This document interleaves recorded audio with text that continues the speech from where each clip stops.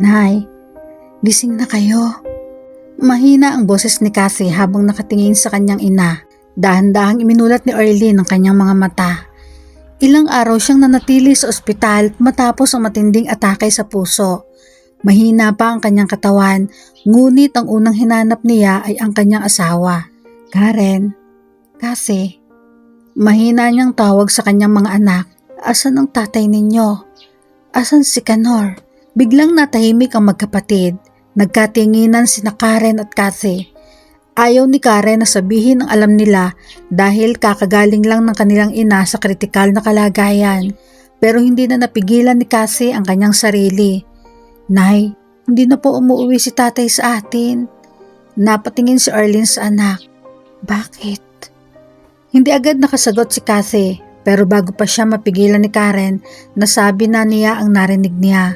Sabi po ni Aling Flora, may iba na raw siyang kasama. Agad tinakpan ni Karen ang bibig ng kapatid. Kasi, tama na. Pero huli na, narinig na ni Arlene ang sinabi ng kanyang anak. Totoo ba yan, Karen? Nanginginig ang boses ni Arlene, hindi makatingin ang kanyang panganay na anak. Nay, aalamin po namin kung totoo. Huwag po kayong mag-isip ng mabigat. Kailangan niyo pong gumaling. Pero hindi na napigilan ni Arlene ang kanyang pag-iyak. Hindi niya maubos maisip na habang siya ay nasa ospital at nakikipaglaban para mabuhay, ang asawa niyang si Canor ay nagpapakasaya pala sa ibang babae. Bago tayo magpatuloy, naranasan mo na bang ibigay ang lahat para sa taong mahal mo, pero sa oras na ikaw nangangailangan, iniwan ka niya? Kung gusto mo ng mga kwentong may aral, puno ng emosyon at hindi inaasahang pangyayari, huwag kalimutang i-like ang video, mag-subscribe sa Tamang Duda at i-click ang notification bell para hindi mo ma-miss ang mga susunod nating kwento. Mula nang malaman ni Arlene ang balitang iyon, hindi nawala sa isip niya ang mga tanong. Bakit? Bakit sa oras na kailangan niya ang kanyang asawa, doon pa ito tuluyang nawala? Araw-araw niyang hinihintay na bumukas ang pinto ng silid. Umaasa siyang darating si Canor at tatanungin kung kumusta na siya. Ngunit lumipas ang mga araw, wala pa rin ito. Isang hapon, napansin ni Arlene ang tahimik na pag-uusap ng kanyang mga anak. Karen, napalingon ang anak niya. Opo, Nay. May problema ba? Sandaling natahimik si Karen. Ayaw niyang dagdagan pa ang iniisip ng kanyang ina. Pero bilang isang ina, alam ni Arlene kapag may tinatago ang kanyang mga anak. Nay, may mga kailangan pa po kayo para sa gamot at pagpapagaling. Tahimik na nakatingin si Arlene sa kanyang anak. Doon niya naramdaman na hindi lang pala ang sakit sa kanyang katawan ang kailangan niyang harapin. May mga mas mabigat pa siyang laban para sa kanyang mga anak. Samantala sa ibang lugar, kasama ni Canor si Saling, isang babaeng unti-unting naging dahilan kung bakit siya lumayo sa pamilyang naiwan niya. Patuloy si Canor sa kanyang trabaho bilang driver ng mga paninda sa malaking tindahan ni Saling. Habang abala siya sa paghahatid ng mga produkto, parang wala siyang iniisip kundi ang buhay na kinasasangkutan niya ngayon. Isang araw habang nagpapahinga sila ni Saling matapos ang trabaho, Canor, wala ka bang balita sa asawa mo? Kamusta na kaya siya? Sandaling natahimik si Canor. Baka kapag umuwi ka doon, pilitin ka na naman ng mga anak mo na gumastos. Alam mo naman, malaking responsibilidad yan. Tumingin lang si Canor sa malayo. Bahala sila. Hindi ko naman kayang akuin lahat ng problema nila. Pero pamilya mo pa rin sila. Napabuntong hininga si Canor. Matagal na ako nagsakripisyo para sa kanila. Ngayon naman, gusto ko ring isipin kung ano na ang gusto ko. Nagpatuloy ang kanilang usapan tungkol sa trabaho at sa negosyo ni Saling. Ngunit sa bawat salitang binibitawan ni Canor, mas nakikita kung gaano na siya kalayo sa pamilyang minsan niyang pinangakuan ng habang buhay. Samantala, dumating sina Bong at Lynn mula Amerika para dumalo sa kanilang batch reunion. Dahil magkakabat sila, magkakaibigan at iisang barangay sila, agad nilang nalaman ang mga balitang nangyayari sa kanilang lugar. Habang pinag-uusapan nila ang mga dati nilang kaklase, narinig ni Cindy na pamangkin ni Bong ang pangalan ni Arlene. Tito Bong, si Tita Arlene po ba yung pinag-uusapan nyo? Napatingin si Bong sa kanya. Oo, bakit Cindy? Nasa ospital po siya ngayon. Inatake raw po siya sa puso noong nakaraang linggo. Nagulat si Bong at Lynn. Ganun ba? Anong nangyari sa kanya? Ang alam ko po, marami siyang iniisip nitong mga nakaraan. Si Mang Kanor daw po hindi na masyadong umuwi sa kanila. Nagkatinginan si Bong at Lynn. Hindi na sila nagpatagal. Agad nilang napagdesisyonan na dalawin si Arlene. Pagdating nila sa ospital, nakita nila si Arlene na mahina pa ang katawan. Tahimik lamang ito habang nakahiga. Arlene, napatingin si Arlene. Mahina siyang ngumiti nang makita ang mga kaibigan. Bong, Lynn, bakit hindi mo sinabi sa amin na ganito na pala ang pinagdadaanan mo? Sabi ni Lynn. Hindi agad sumagot si Arlene. Hindi na niya kayang ikwento lahat. Masyado pa ring sariwa ang sakit. Paglabas ni Bong at Lynn sa silid, nakita nila si Karen. Lumapit si Bong. Karen anak, kamusta kayo? Nasaan ang tatay mo? Napayuko si Karen. Hindi na po siya umuwi. Nagulat si Bong at Lynn sa sinabi ni Karen. Kailan pa? Bago po ma-ospital si nanay, 3 araw na po siyang hindi umuwi. Pero bago nun, umuwi pa naman siya. Tumango si Karen. Opo, pero napansin na po ni nanay na nagbago siya.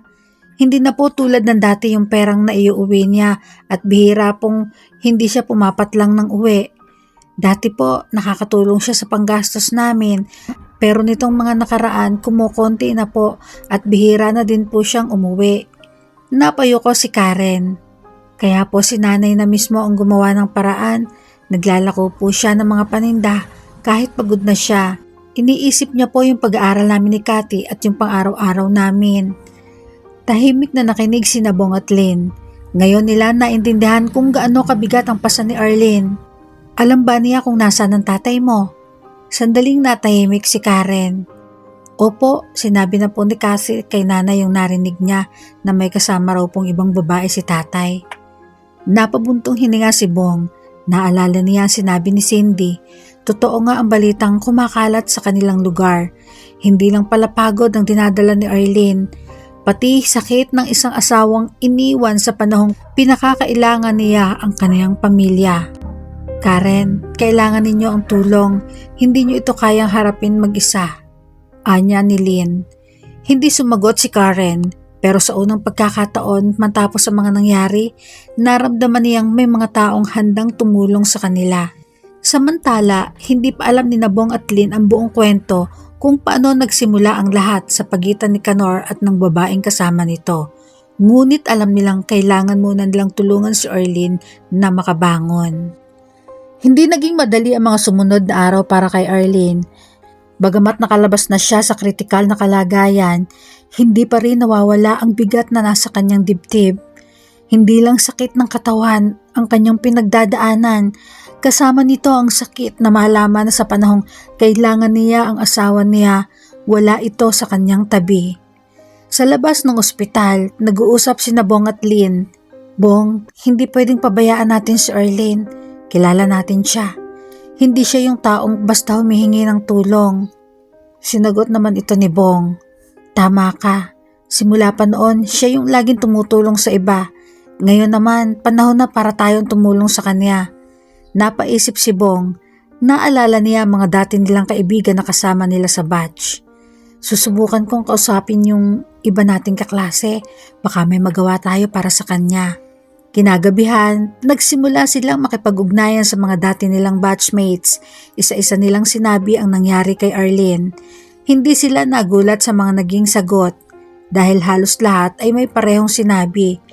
Si Arlene, tutulungan natin siya. Dahil kilala nila si Arlene bilang isang taong mabait at matulungin. Kinabukasan, muling dumalaw si Bong at Lynn. May dala silang balita para kay Arlene. Arlene, may gusto kaming sabihin sa'yo. Tumingin si Arlene. Hindi ka nag-iisa. Napaluha si Arlene, hindi dahil sa awa, kundi dahil sa unang pagkakataon matapos ang lahat ng nangyari. Naramdaman niyang may mga taong nasa tabi niya. Si Arlene, 38 taong gulang, ay isang simpleng babae mula sa Batangas. Lumaki siya sa isang pamilyang hindi marangya, ngunit tinuruan siya ng kanyang mga magulang na magsikap at mangarap. Bata pa lamang siya, alam na niya ang halaga ng pagtitiis at pagsusumikap. Kaya pinili niyang mag-aral ng nursing dahil pangarap niyang magkaroon ng maayos na kinabukasan at makatulong sa kanyang pamilya. Sa panahon ng kanyang pag-aaral, doon niya nakilala si Canor. Si Canor ay isa ring simpleng binata mula sa Batangas, kasing edad niya. Nagsimula ang kanilang pagkakakilala sa simpleng pag-uusap at pagkakaibigan. At habang tumatagal, nakilala nila ang mga katangian ng isa't isa. Nagustuhan ni Arlene ang pagiging masipag at maalaga ni Canor. At nakita naman ni Canor kay Arlene ang isang babaeng may pangarap at determinasyon sa buhay. Mula sa pagkakaibigan, nauwi ang lahat sa pagmamahalan. Nakalaunan, nagpakasal sila at nagsimulang bumuo ng sariling pamilya. Biniyayaan sila ng 2 anak, sina Karen at Kathy. Sa simula, tulad ng ibang pamilya, puno rin sila ng pangarap at pag-asang mabibigyan nila ng magandang buhay ang kanilang mga anak. Ngunit hindi kailanman naisip ni Arlene na darating ang panahon na ang pamilyang binuo niya ng buong pagmamahal ay haharap sa isang malabangungot na pagsubok. Matapos ang ilang araw na pananatili sa ospital, sa wakas ay nakauwi na si Arlene. Pagdating nila sa kanilang bahay, sinalubong siya ng kanyang ina na si Aling Luisa. Ilang araw na itong tumutulong sa pag-aalaga sa mga bata habang nasa ospital siya. Hindi man naging madali ang lahat. Masaya silang makitang nakauwi na siya. Pero sa puso ni Arlene, alam niyang hindi pa tapos ang kanilang laban. Mas marami pa silang haharapin. Habang nagpapahinga si Arlene, napansin niya ang hirap ng kanilang kalagayan. Maliit na ang kinikita nila. May mga gastusin sa bahay, may pag-aaral sina Karen at Kathy, at higit sa lahat, wala na ang taong inaasahan niyang makakasama sa pagharap sa mga problema. Pero kahit nasaktan siya, hindi niya hinayaang mawala ang kanyang lakas dahil ang unang iniisip niya ay ang kaniyang mga anak. Makalipas ang ilang araw, dumalaw sina Bong at Lynn. Kasama nila ang ilan nilang dating kaibigan na gustong kumustahin si Arlene. Hindi inaasahan ni Arlene na sa panahong pakiramdam niya ay mag-isa siya, may mga taong handang tumulong. Arlene, huwag mong isipin na mag-isa mong haharapin lahat ng ito, sabi ni Bong. May mga kaibigan ka, tutulungan ka namin sa abot ng makakaya namin. Napaluha si Arlene. Hindi ko alam kung paano magpapasalamat sa inyo, sabi niya. Sa dami ng nangyari, hindi ko akalaing may mga taong mananatili pa rin sa tabi ko. Ngumiti si Lynn. Hindi namin nakakalimutan kung sino ka, Arlene. Kilala ka namin mula pa noon. Habang unti-unti siyang gumagaling, nagsimula ring mag-isip si Arlene tungkol sa kinabukasan. Hindi pwedeng habang buhay siyang umaasa sa tulong ng iba. Kailangan niyang gumawa ng paraan. Isang gabi, habang tinitingnan niya ang mga lumang gamit niya bilang nurse, naalala niya ang pangarap na matagal niyang isinantabi. Naisip niya kung maaari pa ba niyang ipagpatuloy ang propesyong minsan niyang pinangarap. Nang malaman ni Bong at Lynn ang kanyang plano, agad nila siyang sinuportahan. Arlene, sayang yung pinag-aralan mo, sabi ni Lynn. Bakit hindi mo subukang bumalik sa pagiging nurse? Tahimik si Arlene. Gusto ko sana, pero hindi ko alam kung kaya ko pa. Ang dami nang nangyari. Tumingin sa kanya si Bong. Kaya mo yan, Arlene. Hindi nawala yung kakayahan mo. Ipinaliwanag nila kay Arlene na kung gusto niyang makapagtrabaho bilang nurse sa Amerika, kailangan niyang pagdaanan ng proseso. Kailangan niyang maghanda at mag-review para sa NCLEX-RN. Alam niyang hindi ito magiging madali. Kailangan niyang pagsabayin ng pag-aaral, trabaho at pag-alaga sa mga anak niya. Pero para kina Karen at Kathy, handa siyang magsimula ulit. Habang naghahanda siya para sa kanyang pangarap, naghanap muna si Arlene ng trabaho at sa tulong muli ng mga kakilala ni Bong at Lynn, nakapasok siya sa isang maliit na ospital bilang nurse. Hindi man ito malaking ospital at hindi man kalakihan ng kanyang sahod, pero para kay Arlene, malaking bagay iyon. Muli niyang naramdaman na may kakayahan pa rin siya. Sa bahay naman, si Aling Luisa ang naging katuwang niya. Kahit may edad na siya, ginagawa pa rin niya ang kanyang makakaya para makatulong sa anak. Siya ang tumitingin kina Karen at Cassie habang nagtatrabaho at nag-aaral si Arlene. Anak, huwag mong isipin na pabigat ka sa amin, sabi ni Aling Luisa. Pamilya tayo, magtutulungan tayo. Napaluha si Arlene. Sa kabila ng sakit na kanyang pinagdaanan, may mga taong hindi siya iniwan. Isang araw, dumalaw si Aling Flora. Tahimik muna siya bago nagsalita. Arlene, may nalaman ako tungkol kay Kanor. Napatingin si Arlene sa kanya. Doon na pala talaga siya nananatili sa lugar ni Saling. May mga nakakakita sa kanya roon. Doon na siya nakatira kasama ang babaeng pinagtatrabahuhan niya. Nanahimik si Arlene habang nakikinig. Masakit marinig ang katotohanan. Pero sa halip na habulin ang taong piniling lumayo, mas pinili niyang isipin ang dalawang anak na umaasa sa kanya. Mula noon, mas lalo niyang pinagbuti ang kanyang buhay. Sa umaga, nagtatrabaho siya sa ospital. Sa gabi, nag-aaral siya para sa kanyang pangarap. Kapag napapagod siya, tinitignan niya sina Karen at Cassie. Sila ang dahilan kung bakit hindi siya sumusuko. Dahil ang babaeng minsang nawala ng lakas ay unti-unti nang natututong bumangon muli. Habang pinagmamasdan ni Arlene sina Karen at Cassie na abala sa pag-aaral, lalo siyang nagkakaroon ng dahilan para ipaglaban ang kanilang kinabukasan. Hindi niya gustong makita na mapuputol ang pangarap ng kanyang mga anak dahil lamang sa hirap ng buhay. Nakikita niya ang sipag ni Karen sa school at ang pagsisikap ni Cassie kahit nasa elementarya pa lamang. Pareho silang nangunguna sa klase at parehong may pangarap na maabot.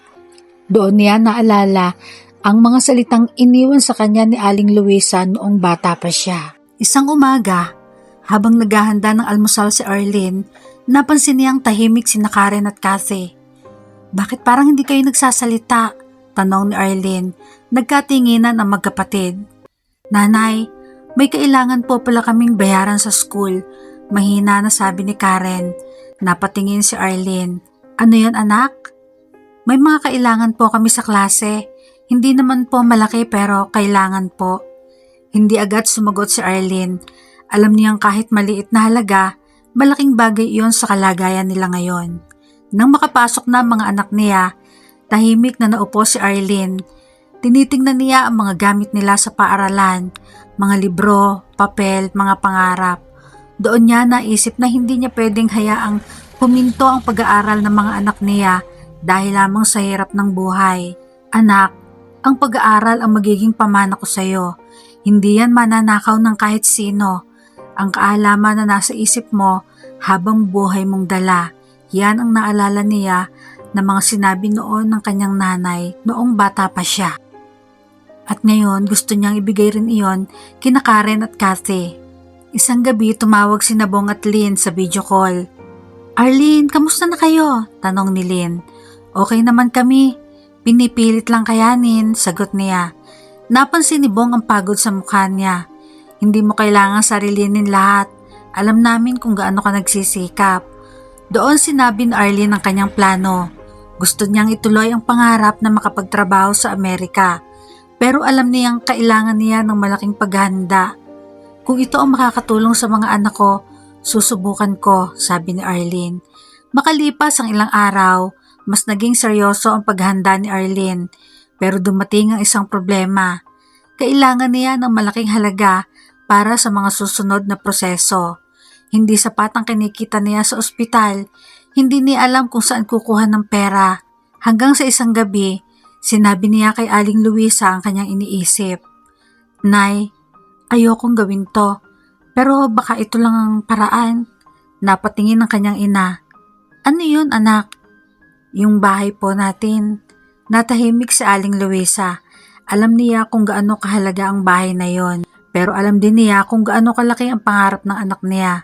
Arlene, kung ito ang bibigay ng mas magandang kinabukasan sa inyo, susuportahan kita. Kinabukasan, pumunta sina Arlene at Aling Luisa sa bangko para ayusin at asikasuhin ang pagsasanla ng bahay. Habang hawak ni Arlene ang mga papeles, hindi niya maiwasang kabahan. Alam niyang malaking panganib ang desisyong ito. Kung hindi siya magtatagumpay, maaari nilang mawala ang bahay ng kanilang tahanan. Paglabas nila ng bangko, Hindi nila inaasahang may makakasalubong sila, si Kanor kasama si Saling. Saglit na natigilan si Arlene. Napansin ni Saling ang mga hawak nilang dokumento. Bakit? Isasanla na ba ninyong bahay? May halong pangiinsulto ang boses nito. Tahimik lang si Arlene. Ayaw niyang makipagtalo. Pero hindi napigilan ni Aling Luisa ang kanyang sarili. Hayaan mo na anak, sabi niya kay Arlene. Ganyan talaga ang ibang tao. May mga taong walang kahihiyan. Napatigin si Saling. Hindi naman namin kasalanan kung nahihirapan sila. Doon unang tumingin si Kanor kay Arlene pero wala siyang masabi. Alam niyang iniwan niya ang responsibilidad na dapat siya ang humarap. Hinawakan ni Arlene ang braso ng kanyang ina. Nay, hayaan na natin.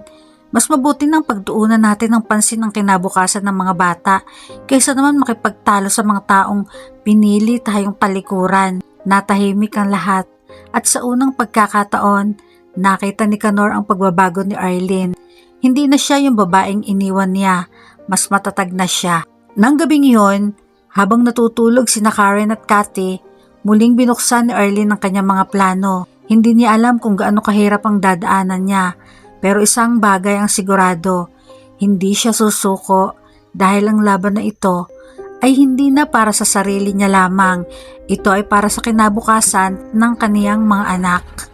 Matapos maiproseso ang pagsasanla ng kanilang bahay, hawak na ni Arlene ang mga papeles na kailangan niya para ipagpatuloy ang kanyang pangarap. Hindi na naging madali ang desisyong yon. Alam niyang malaking panganib ang ginawa niya, pero alam din niyang may mga pagkakataong kailangan mong isugal ang mayroon ka para magkaroon ng pagkakataong baguhin ang kinabukasan. Mula noon, naging abala na si Arlene sa paghahanda. Sa umaga, pumapasok siya sa ospital bilang nurse.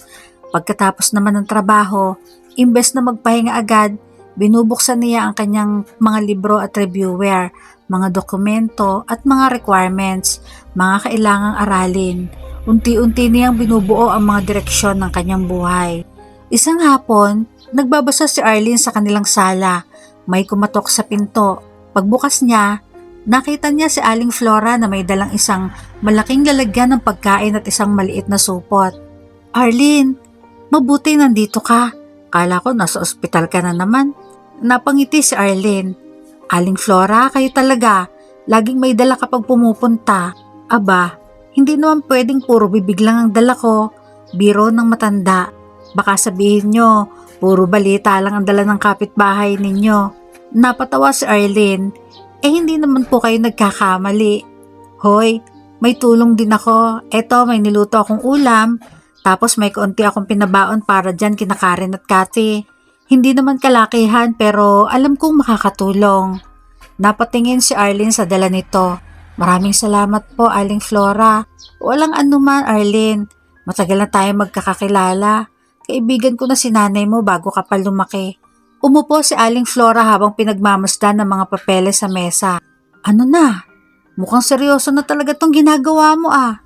Tumango si Arlene. Opo, sinisimulan ko na po lahat ng kailangan. Napailing ang matanda. Alam mo, may narinig na naman ako.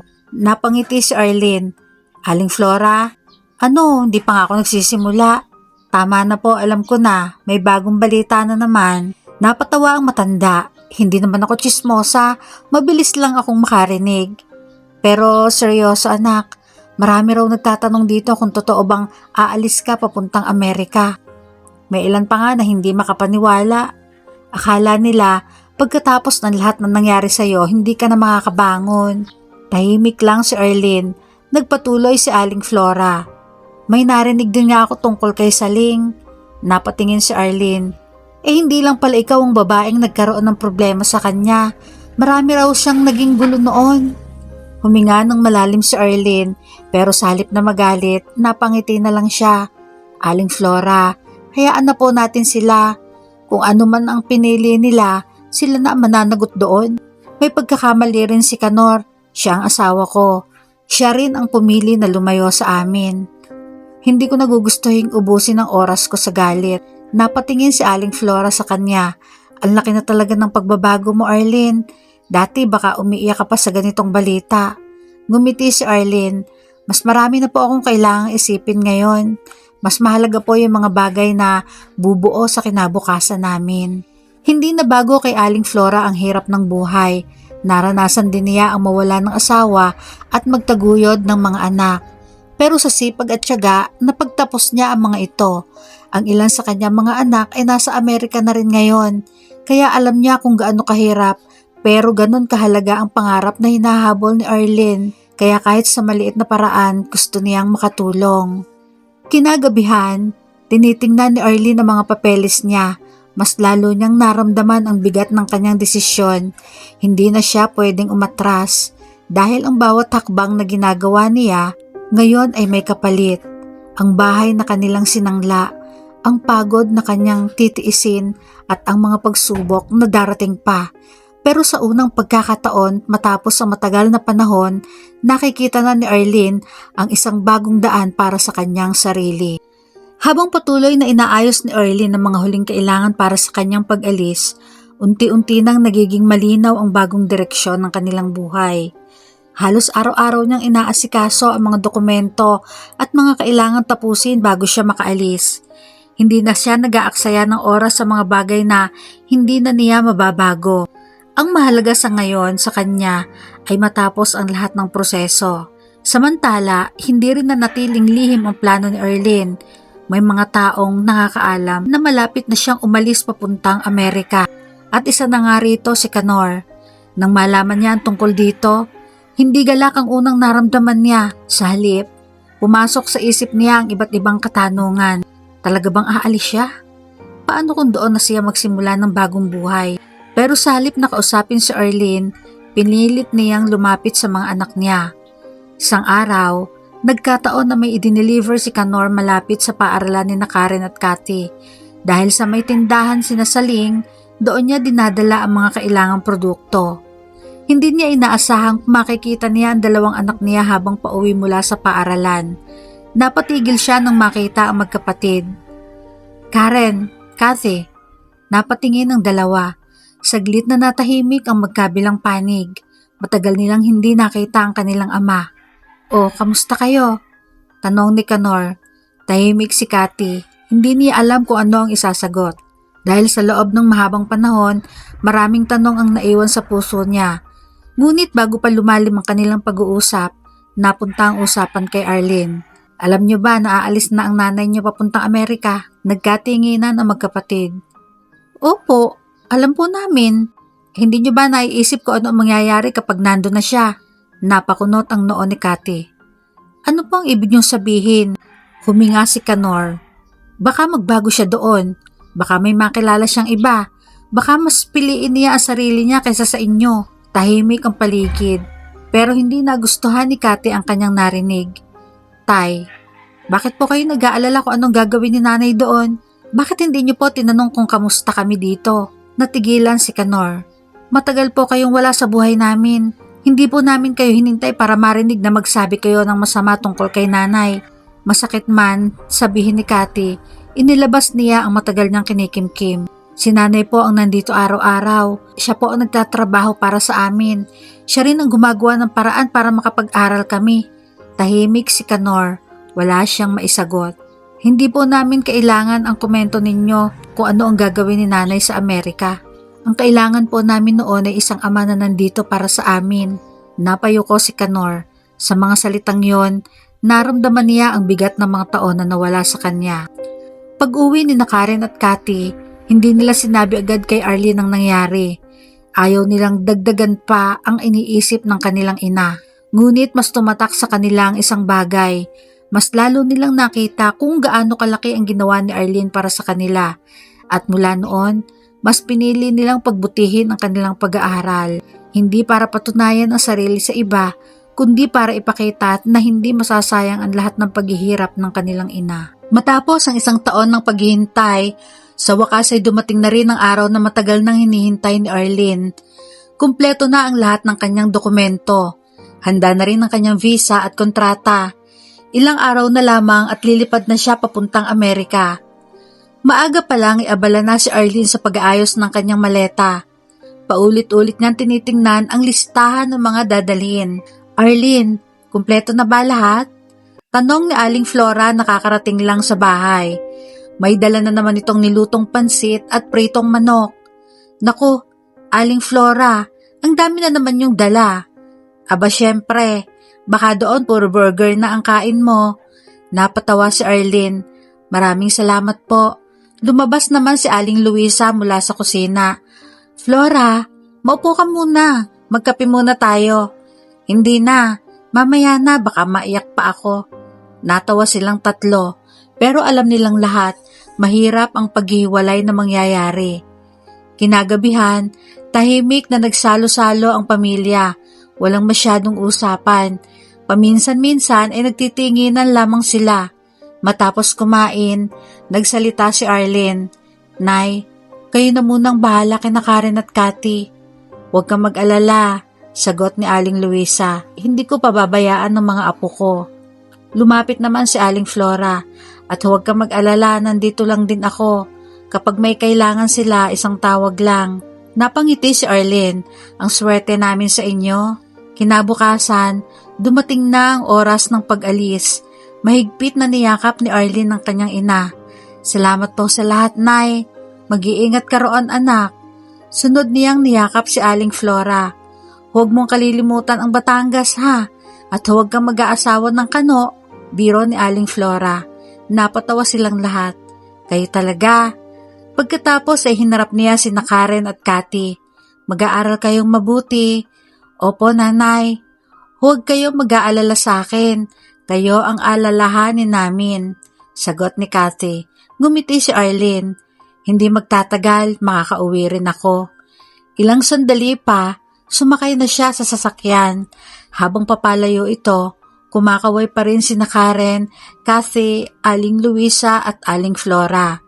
Tahimik silang nakatingin hanggang sa mawala sa kanilang paningin ang sasakyan. Lumipas ang panahon. Mabilis ang mga buwan. Unti-unting nasanay si Arlene sa kanyang trabaho sa Amerika. Hindi naging madali ang buhay roon. Trabaho, bahay, trabaho na naman. Pero sulit ang lahat dahil nakakapagpadala na siya ng regular sa Pilipinas. Isang araw, habang ka-video call niya si Aling Luisa, may ipinakita itong mga dokumento. Anak, natubos na natin ang lupa. Napangiti si Arlene. Buti naman, Nay. Hindi na natin iisipin yun. Oo, at may naisip pa ako. Ano po yun? May bakanting lote malapit dito. Binebenta. Kapag nakaipon pa tayo ng konti, pwede na tayong bumili. Napaisip si Arlene. Aba, maganda nga yun. Unti-unti nating sisimulan. Samantala, hindi naging maganda ang takbo ng negosyo ni Nakanor at Saling. Halos wala nang pumapasok na customer. Mas dumami na rin ang mga tindahang nagbukas sa lugar. Habang nagbibilang ng benta si Saling, napasimangot ito. Ganito lang? Wala pa tayong 5,000. Tahimik lang si Kanor. Araw-araw na lang ganyan. Yung mga dating suki natin, doon na bumibili sa kabila. Napairap si Saling. Kasalanan din yan ng mga tao. Konting taas lang ng presyo, lumilipat agad. Napailing si Kanor. Hindi lang presyo. Minsan kasi masyado kang mainitan ng ulo sa mga customer. Napatingin si Saling. Ako pa ngayon na may kasalanan. Ikaw, ano bang ginagawa mo? Nagsimula na naman silang magtalo. Makalipas ang ilang minuto, humupa rin ang kanilang pagtatalo. Saka muling nagsalita si Saling. Alam mo, pwede ka namang humiram ng pera sa mga anak mo. Tsaka nasa Amerika naman ang nanay nila. Hindi agad sumagot si Kanor. Tahimik lang siyang nakatingin sa sahig. Unti-unti niyang naaalala ang lahat ng pagkakataong hindi niya hinanap. Hindi niya alam kung may karapatan pa ba siyang lumapit sa mga anak niya. 5 taon ang mabilis na lumipas. Sa loob ng 5 taong yon, hindi naging madali ang buhay ni Arlene sa Amerika. Mula umaga hanggang gabi, halos trabaho at bahay lamang ang kanyang naging rutina. Madalas siyang mag-overtime para mas malaki maipadalang pera sa Pilipinas. Unti-unti namang nagbunga ang lahat ng kanyang sakripisyo. Natubos na nila ang lupang minsang isinangla. At hindi nagtagal, nakabili rin sila ng isang bakanting lote malapit sa bayan. Doon nila balak itayo ang magiging tahanan ng kanilang pamilya at ilang paupahang pwesto bilang dagdag na kabuhayan. Isang umaga sa Amerika, katatapos lamang ng duty ni Arlene. Habang nagpapahinga sa locker room, tumunog ang kanyang cellphone. Video call mula kay Nanay Luisa. "Aba Nay, ang aga nyo naman. Nak, gusto lang naming ipakita sa'yo." Pagbukas ng kamera, nakita ni Arlene ang lote. Nakatayo na ang mga poste at nagsisimula na ring buuin ang unang palapag. Napangiti siya. Ang bilis pala ng trabaho. Lumapit si Karen sa kamera. "Ma, halos araw-araw naming dinadaanan pagkatapos ng klase." Sumunod naman si Cathy. "Sabi ng foreman, baka ilang buwan na lang pwede na tayo magpalagay ng bubong." Napangiti si Arlene. "Unti-unti lang, ang importante wala tayong utang." Tumango si Aling Luisa. "Tama ka dyan. Dahan-dahan pero sigurado." Kinahapunan, dumaan sina Karen, Cathy at Aling Luisa sa ipinapagawang gusali. Nakikipag-usap ang foreman sa kanila. "Ma'am, dito po ba ilalagay ang hagdan?" Tumingin si Karen sa plano. "Dito na lang sa gilid para mas maluwag ang pwesto sa harap." Tumango ang foreman. "Pwede po." Habang naglalakad sila sa paligid, napangiti si Cathy. "Ate, ang laki pala." "Oo nga. Tapos pag natapos ito, pwede na tayo magnegosyo."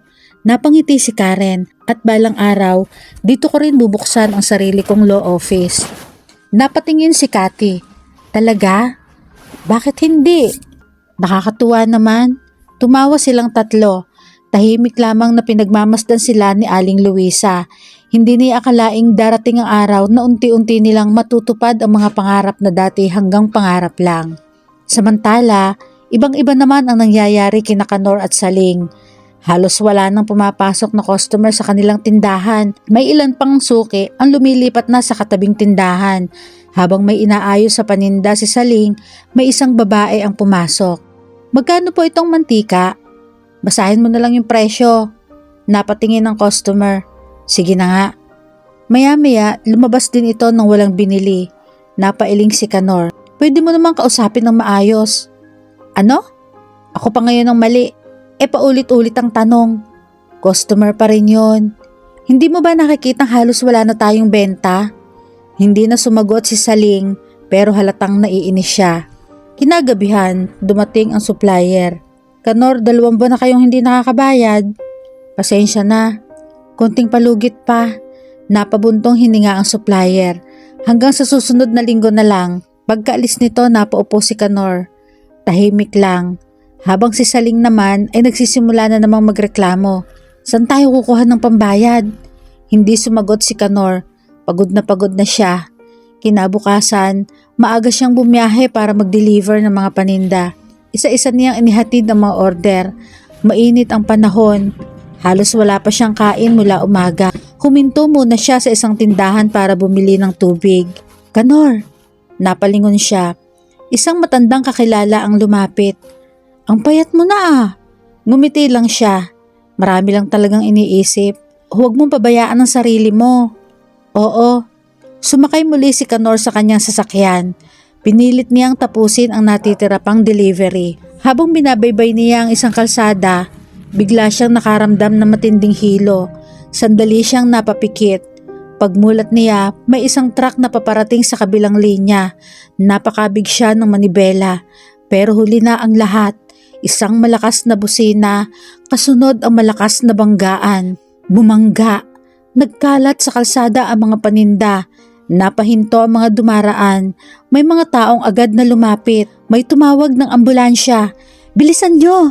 Habang unti-unting nawawala ang ulirat ni Kanor, iisang mukha lang ang pumasok sa isip niya, ang kanyang mga anak. Mainit ang sikat ng araw nang muling dumaan sina Aling Luisa, Karen at Cathy sa ipinapagawang gusali. Abala ang mga mason. May naghahalo ng semento. May nagbubuhat ng hollow blocks, habang ang iba naman ay inaayos na ang bakal para sa ikalawang palapag. Napangiti si Cathy. Hindi nagtagal, may isang tricycle na huminto sa tapat ng lote. "Aba, nandito pala kayo." Napalingon silang lahat. Si Aling Flora. May dala itong malaking supot. "Nagdala ako ng tinapay at pansit. Baka magutom ang mga trabahador."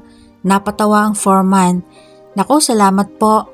Isa-isang inabot ni Aling Flora ang pagkain. "Kayo ha, kumain muna bago magtrabaho ulit." Tumawa ang mga mason. Lumapit siya kina Aling Luisa. Luisa, ang ganda na pala ng pinapagawa ninyo. Ngumiti si Aling Luisa. Unti-unti lang, Flora. Ang mahalaga, natutupad na rin ang pangarap ng anak ko. Tahimik na tumingin si Aling Flora sa gusali. Maya-maya, bigla siyang napabuntong hininga. Siya nga pala, may ibabalita sana ako. Napatingin si Karen at Kathy. Ano po yon? Naaksidente si Kanor. Biglang natahimik ang lahat. Habang nagdi-deliver daw ng paninda kahapon, dinala siya sa ospital. Napayuko si Aling Luisa. Kamusta naman? Napilayan daw, pero ligtas naman. Tahimik lang si Karen at Kathy. Wala ni isa sa kanila ang nagsalita. Pagkaraan ng ilang sandali, nagpaalam na rin si Aling Flora. Sige, mauna na ako. Naalala ko lang kayo agad ng mabalitaan ko. Salamat, Flora, sagot ni Aling Luisa. Kinagabihan, nag-video call sila kay Arlene. Pagkabukas pa lang ng kamera, napansin agad ni Arlene ang seryosong mukha ng kanyang pamilya. Bakit? May nangyari ba? Si Karen ang unang nagsalita. Nay, naaksidente po si tatay. Sandaling natahimik si Arlene. Kamusta naman siya? Ligtas naman po, kaya lang napilayan. Napabuntong hininga si Arlene. Mabuti naman at hindi malubha. Tahimik silang lahat. Pagkatapos ng ilang segundo, muling nagsalita si Arlene. Mga anak, kung gusto niyong dalawin ang tatay ninyo, dalawin niyo. Hindi dahil nakalimutan na natin, kundi dahil ama niyo pa rin siya. Dalhan niyo na rin ng kaunting prutas o pagkain. Hindi man malaki, pero iparamdam niyo na marunong pa rin tayong lumingon sa pinanggalingan. Tumango si Karen. Opo, Nay. Ngumiti si Kathy. Dadaan po kami bukas. Kinabukasan, bago dumiretso sa ospital, dumaan muna magkapatid sa palengke. Bumili sila ng mansanas, saging, tinapay at gatas. Kasya pa ba ang pera natin? Tanong ni Kathy. Ngumiti si Karen. Kasya pa. Sabi nga ni nanay, hindi kailangang malaki ang halaga. Ang mahalaga bukal sa loob. Tumango si Kathy. Pagdating nila sa ospital, tahimik ang pasilyo. Tinulungan sila ng nurse na maituro ang silid ni Kanor. Marahan nilang binuksan ang pinto. Nakahiga si Kanor, may benda pa ang noo at nakakast ang kaliwang paa. Napalingon siya. Nagulat siya nang makita ang dalawang anak. Tay, mahinang bati ni Karen. Lumapit sila. Inilapag ang prutas at tinapay sa mesa. May dala lang po kami. Magpagaling po kayo. Hindi agad nakapagsalita si Kanor. Matagal niyang tinitigan ang dalawa. Halatang nahihiya. Maya-maya, mahina niyang sinabi, hindi ko akalaing dadalaw kayo. Tahimik lang si Karen at Kathy. Walang sino man ang nagsalita. Ilang sandali pa, tumayo na ang magkapatid. Tay, mauna na po kami. Paglingon nila sa pinto, mahina silang tinawag ni Kanor. Karen, Kathy, lumingon ang dalawa. Halos pabulong niyang sinabi, pasensya na. Hindi na siya nakadagdag pa ng salita. Tumango lang si Karen. Magpagaling muna po kayo, tay. Hinawakan ni Kathy ang braso ng kanyang ate. Tahimik silang lumabas ng silid. Habang naiwan si Kanor, unti-unting bumigat ang kanyang dibdib. Ngayon niya lubos na naunawaan na ang tunay na yaman ay hindi pera, kundi ang pamilyang minsan niyang pinabayaan. Lumipas ang ilang buwan. Sa wakas, natapos na rin ang pinapagawang dalawang palapag na gusali ni Arlene. Sa ibabang palapag ay may 3 paupahang pwesto. Habang sa ikalawang palapag ay inihahanda nila ang magiging tahanan ng pamilya sa tuwing uuwi si Arlene sa Pilipinas. Dahil may sapat na siyang ipon, hindi na siya nagdalawang isip na ipatapos ang buong gusali. Alam niyang malaking tulong ito sa kinabukasan ng kanyang mga anak. Isang umaga, abala si Karen at Aling Luisa sa pakikipag-usap sa mga bagong umuupa. Ma'am Karen, dito po ba kami pipirma? Opo, basahin niyo muna ng mabuti bago tayo pumirma.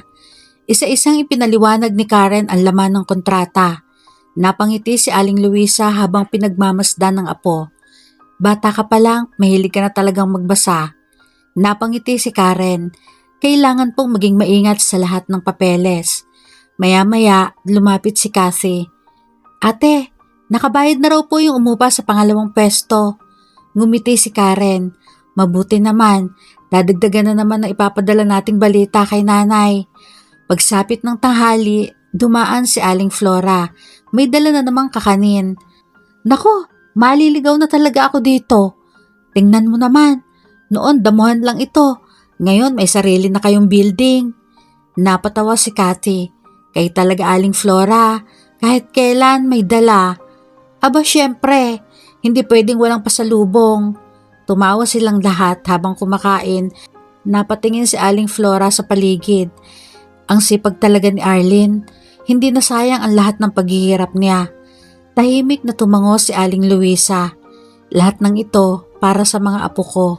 Kinagabihan, tumawag si Arlene mula sa Amerika. Nay, sabay-sabay silang lumapit sa cellphone. Ipakita nyo nga ulit. Inikot ni Cassie ang kamera. Ipinakita ang buong gusali, ang 3 paupahang pwesto at ang 2 palapag. Napangiti si Arlene.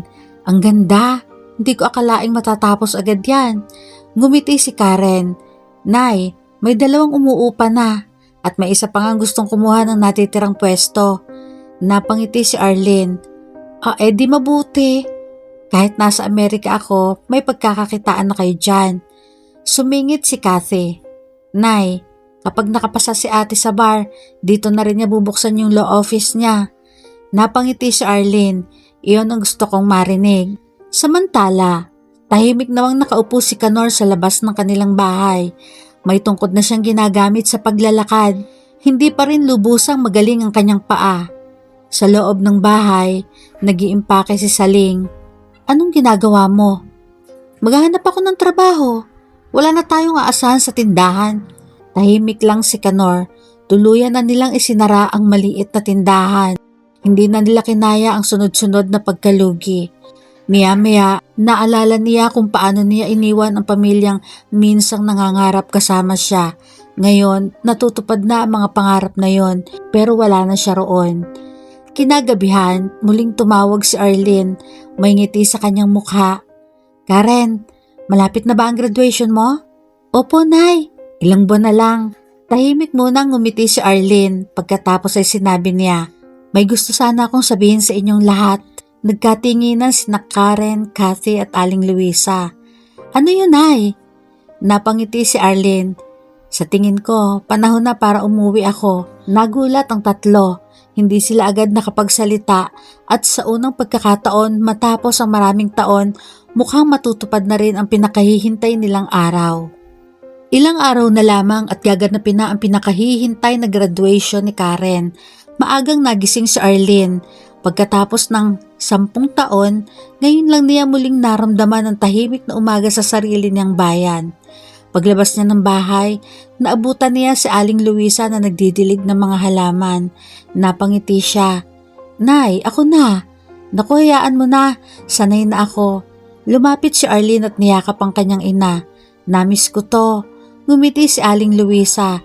Mas namiss ka namin. Maya-maya, dumating sina Karen at Cathy. Nay, tara. Saan? Ipapakita namin ng buong building. Sabay-sabay silang bumaba. Isa-isang ipinakita ni na Karen ang bawat paupahang pwesto. Nay, grocery ang umupa rito. Doon naman, water refilling.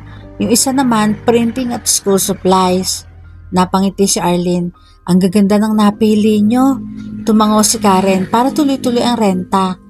Lumipat sila sa bakanting pwesto sa pinakadulo. Ano naman ang plano rito? Napangiti si Karen. Dito ko balak ilagay ang law office ko. Tahimik na napangiti si Arlene. Hindi ko akalaing maririnig ko yan. Hindi na sayang ang lahat ng paghihirap natin. Hinawakan ni Karen ang kamay ng kanyang ina. Kung hindi dahil sa inyo, Nay, hindi kami makakarating dito. Bandang tanghali, dumating si Aling Flora. May dalang malaking kaldero. Aba, hindi pwedeng walang handa. Ano na naman po yan, Aling Flora? Natatawang tanong ni Cathy. Pansit, saka biko. Total kumpleto na kayo. Napatawa si Arlene. Kayo talaga, hindi pa rin nagbabago. Aba syempre, kahit galing ka pang Amerika, kapitbahay pa rin kita. Nagtawanan silang lahat. Habang kumakain, masaya nilang pinag-usapan ang nalalapit na graduation. Naku Karen, sabi ni Aling Flora. Kapag abogado ka na, huwag mong sisingilin sa fee kapag nagtanong ako ha. Napatawa si Karen. Kayo naman, Aling Flora? Hahaha. Kinagabihan, habang inaayos ni Karen ang graduation invitation, bigla siyang natahimik. Napansin iyon ni Arlene. Bakit? Nay, may iniisip lang po ako. Oh, ano yun? Huminga ng malalim si Karen. Gusto ko po sanang imbitahan si tatay. Natahimik ang buong sala. Pati si Cathy ay napatingin sa kanyang ate. Ilang segundo ring hindi nagsalita si Arlene. Pagkatapos, mahina siyang gumiti. Graduation mo yon, anak. Ikaw ang magdedesisyon. Kung gusto mong imbitahan ng tatay mo, wala naman akong tutol. Salamat, Nay. Sana lang makapunta siya. Kinabukasan, mag-isang nagtungo si Karen sa bahay ni Nicanor. Pagdating niya, nakita niya nakaupo sa labas ang kanyang ama. May tungkod pa rin itong gamit. Nagulat si Canor. Karen, lumapit ang dalaga. Iniabot niya ang isang sobre. Ano to? Invitation po. Binuksan niyon ni Canor. Unti-unti niyang nabasa ang nakasulat. Graduation invitation. Napayuko siya. Tay, gusto ko pong pumunta kayo. Hindi agad nakapagsalita si Canor. Sigurado ka ba, anak? Opo. Malaking bahagi pa rin kayo ng buhay ko at gusto ko nandun kayo. Namasa ang mata ni Canor. Mahigpit niyang hinawakan ng invitation. Salamat. Maraming salamat, anak. Tumayo na si Karen. Mauna na po ako. Mag-iingat ka. Opo. Pagkaalis ni Karen, lumabas si Saling. Sino yon? Si Karen. Napansin niya ang hawak na invitation. Oh, ano yan? Graduation invitation. Tahimik niyang binasa ang nakasulat. Pagkatapos ay ibinalik niya iyon kay Canor. Bahala ka. Kung kaya mong pumunta, pumunta ka. Anak mo naman yon. Wala na siyang sinabi pa. Pumasok na siya ulit sa bahay. Samantalang si Canor, matagal na nakatitig sa invitation. Hindi niya alam kung may karapatan pa ba siyang umattend, pero isang bagay ang sigurado. Ayaw niyang palampasin ang araw na pinakahihintay ng kanyang anak. Dumating na rin ang araw na matagal nilang hinihintay, ang graduation ni Karen. Maagang nagising ang buong pamilya.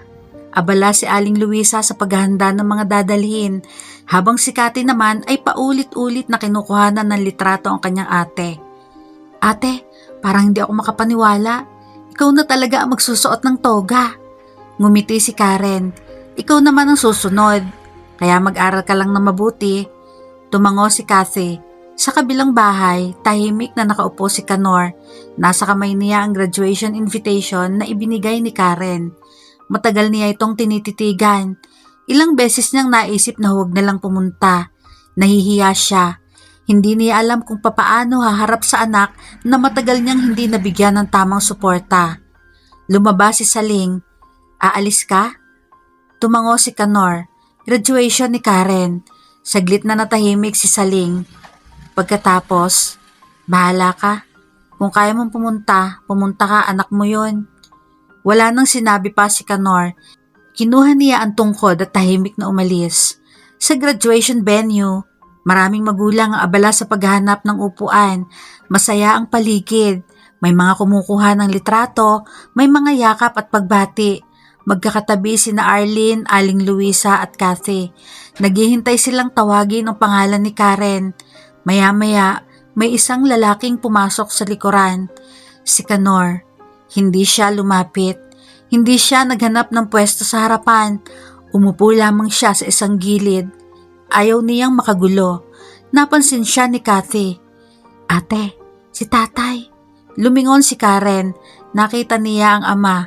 Ilang segundo silang nagtinginan. Pagkatapos, ngumiti lang ng bahagya si Karen. Isa-isang tinawag ang pangalan ng mga magsisipagtapos hanggang sa marinig nila, Karen de la Cruz. Tumayo si Karen, naglakad papunta sa entablado. Masayang pumalakpak sina Arlene, Cathy at Aling Luisa. Hindi na napigilan ni Arlene ang kanyang mga luha. Hindi dahil sa lungkot, kundi dahil naalala niya ang lahat ng pinagdaanan nila. Ang mga araw na nagtrabaho siya sa ibang bansa, ang mga panahong halos mawala na siya ng pag-asa. Pero ngayon, nakikita na niya ang bunga ng lahat ng iyon. Sa malayo, tahimik ding pumapalakpak si Canor. Walang salita, walang hinihinging kapalit. Basta't nakita lang niya ang anak na nagtapos. Pagkatapos ng programa, maraming kumukuha ng litrato. Lumapit si Karen kay Kanor. Tay, napatingin si Kanor. Salamat po sa pagpunta. Hindi agad nakasagot si Kanor. Tumango lamang siya. Mula sa kanyang bag, may inilabas siyang maliit na kahon. Ito, para sa'yo. Pasensya na kung hindi ako ganon kamahal. Pero pinag-ipunan ko. Binuksan ni Karen ang kahon, isang simpleng relo, hindi man mamahalin, pero alam niyang galing iyon sa pagsisikap ng kanyang ama. Salamat po, Tay. Ngumiti si Kanor. Karapat-dapat ka. Lumapit din si Kathy. Nagpa-picture silang magkakapatid kasama si Kanor. Isang simpleng litrato, walang malaking usapan, pero isang sandaling hindi nila malilimutan. Maya-maya, tumayo si Kanor. Mauna na ako. Mag-ingat po kayo, Tay. Tumango siya. Pagkatapos ay dahan-dahan siyang umalis.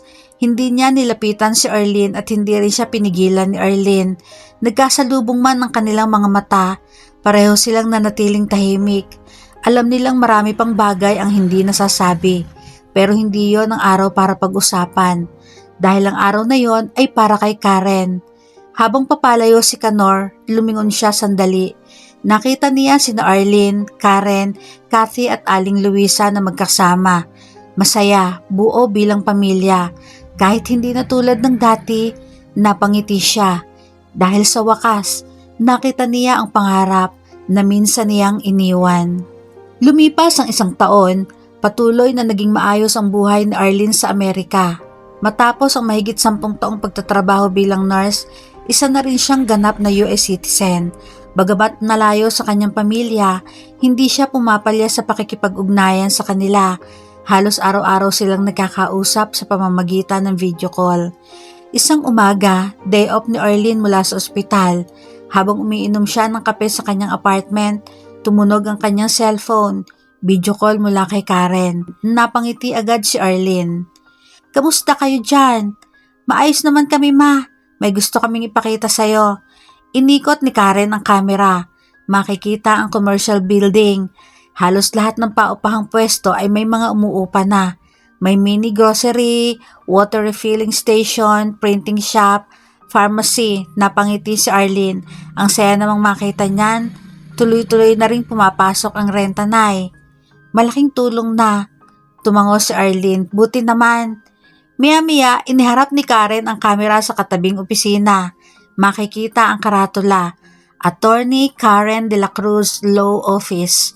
Napangiti si Arlene. Hindi pa rin ako makapaniwala. Abogado na talagang anak ko. Napatawa si Karen. Ikaw ang dahilan kung bakit ako nakarating dito, Nay. Kung hindi dahil sa lahat ng sakripisyo mo, hindi ko maaabot ang pangarap ko. Naluha si Arlene. Masaya ako para sa'yo, nak. Samantala, habang ka-video call pa rin nila si Arlene, dumating si Aling Flora sa opisina. Aba, si Arlene pala. Kamusta ka na? Mabuti naman po, Aling Flora. Ngumiti ang matanda. Masaya ako, nakikita kong unti-unting nagbubunga lahat ng pinaghirapan mo. Salamat po. Ilang sandali pa, may isang lalaking huminto sa tapat ng building. Si Kanor. Napansin siya ni Karen. Tay, napalingon si Kanor. Lumapit siya sa pinto ng opisina. Kamusta ka, anak? Mabuti naman po. Tahimik na tiningnan ni Kanor ang law office. Napangiti siya. Ang ganda, ipinagmamalaki kita. Ngumiti si Karen. Salamat po. Wala po ba kayong kailangan? Humiling si Kanor. Wala, naisipan ko lang dumaan. Nagpaalam na rin siya. Dahan-dahan siyang naglakad palayo. Tahimik siyang pinagmamasdan ni Karen at Aling Flora. Pagbalik ni Karen sa loob ng opisina, nasa video call pa rin si Arlene. Ngumiti ito. May gusto pala akong ibalita sa inyo. Napatingin si Karen, Kathy at Aling Luisa sa screen. Ano yun, ma? Huminga ng malalim si Arlene. Naaprubahan na ang petition. Sandaling natahimik ang lahat. Unti-unting napaluha si Aling Luisa. Napayakap siya kina Karen at Kathy. Hindi makapaniwala ang dalawa. Sa wakas, malapit na silang muling magsama-sama bilang isang pamilya. Habang nakatingin si Arlene sa screen, hindi niya napigilang mapangiti.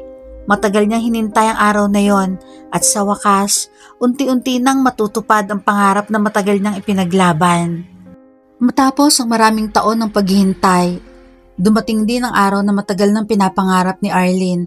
Ang araw na hindi na niya kailangang makipag-usap lamang sa video call. Ang araw na muli niyang makakasama ang kanyang pamilya. Sa isang paliparan sa Amerika, tahimik na nakatayo si Arlene habang hawak ang kanyang cellphone. Paulit-ulit niyang tinitingnan ng oras, kinakabahan, nasasabik, hanggang sa bumukas ang pinto ng arrival area. May mga taong nagsilabasan at sa gitna ng mga iyon, nakita niya ang dalawang pamilyar na mukha, si Aling Luisa at si Kathy.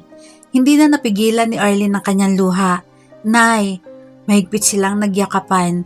"Sa wakas anak," sambit ni Aling Luisa habang umiiyak, "magkasama na rin tayo." Yumakap naman si Kathy sa kanyang ina. "Miss na miss kita, Nay." Sa sandaling iyon, parang nawala ang lahat ng pagod at sakit na pinagdaanan ni Arlene. Ang mga gabing nag-iisa siya, ang mga araw na kailangan niyang magtiis, ang lahat ng iyon ay naging sulit. Lumipas sa mga buwan, unti-unti nang nasanay sina Aling Luisa at Kathy sa kanilang bagong buhay sa Amerika. Masaya si Arlene dahil sa wakas, may kasama na siya sa bawat araw. Hindi na lamang trabaho at responsibilidad ang kanyang mundo. Sa ospital, patuloy pa rin si Arlene sa kanyang trabaho bilang nurse. Ngunit sa kabila ng magandang buhay na natatanggap niya, hindi niya nakalimutan ang mga taong nangangailangan. Naging aktibo siya sa mga charity works. Tumutulong siya sa mga pamilyang nahihirapan. Nagbibigay siya ng suporta sa mga kababayang nangangarap din magkaroon ng mas magandang kinabukasan. Para kay Arlene, ang pinakamagandang paraan ng pagpapasalamat ay ang pagbabahagi ng biyayang natanggap niya. Samantala sa Pilipinas, patuloy namang naging maayos ang buhay ni Karen. Ang pangarap na minsang inakala nilang imposible ay unti-unti nang naging realidad. Si Kanor naman ay namuhay ng tahimik, hindi na mababago ang mga nangyari noon, ngunit natutunan ng lahat na tanggapin ang nakaraan. Pinatawad siya ni Arlene bilang ama ng kanyang mga anak, ngunit hindi bilang asawa dahil may mga sugat na maaaring gumaling, ngunit hindi na maibabalik ang dating buhay. Isang gabi, nakatayo si Arlene sa harap ng bintana ng kanilang tahanan. Katabi niya sina Aling Luisa at Kathy. Tinitingnan niya ang mga larawan ng kanilang pamilya. Napangiti siya. Naalala niya ang panahong halos mawalan siya ng pag-asa. Ang panahong siya ay nakahiga sa ospital habang ang taong dapat ay nasa tabi niya ay piniling gumawa ng mali. Ngunit hindi doon nagtapos ang kanyang kwento. Doon pala nagsimula ang kanyang pagbabago. Minsan, ang pinakamalaking pagsubok sa buhay ang nagiging daan para makita natin ang ating tunay na lakas. Si Arlene ay nasaktan, iniwan at sinubok ng panahon, ngunit pinili niyang bumangon, pinili niyang lumaban at higit sa lahat, pinili niyang magpatawad. Dahil ang tunay na tagumpay ay hindi lamang ang pagkakaroon ng magandang buhay, kundi ang pagkakaroon ng pusong marunong magmahal kahit minsan itong nasaktan. Kung ikaw ang nasa sitwasyon ni Arlene, mapapatawad mo ba ang taong nanakit sa'yo? At bakit? Comment down below at kung nagustuhan ninyo ang storyang ito, huwag kalimutang i-like, i-share at mag-subscribe. Maraming salamat!